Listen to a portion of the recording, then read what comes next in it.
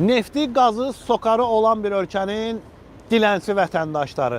Əliyevlər hakimiyyəti sizi alladır.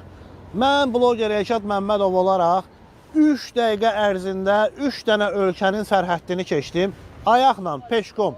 Nə gömrükdə gömrükçülər var idi, nə asobatdel var idi, nə polis var idi, nə pasportumu yoxladılar. Bilirsiniz nəyə görə bu ölkələrin sərhədlərini keçdim 3 dəqiqədə? Çünki pandemiyanı axtarırdım. Görüm Azərbaycanda peyda olunan pandemiya hansı ki 2026-cı ilə qədər davam eləyəcək. Görün bu ən böyük Avropa ölkələrində, Almaniyada, Fransada və İsveçrədə var yoxsa yox. Bax, hal-hazırda dayandığım yer Almaniyadır. Bax, biraz bu tərəfə keçirsən İsveçrədir. Haradakı Cavid Qurbanovun erməni anasına tramvayları itələdim. Bax, bu tərəfdə haradır? Fransadır.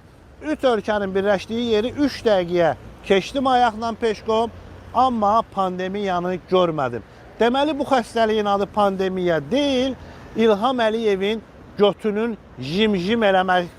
Aydındır, İlham Əliyevin götünün pandemiyasıdır. Götünün qorxusundan sərhədləri açmır. Məyər İsveçrə, məyər Fransa, məyər Alman hökuməti öz vətəndaşlarının qeydinə qalmır İlham Əliyev kimi? Hə? Bunu hər yerdə kəsin, paylaşın.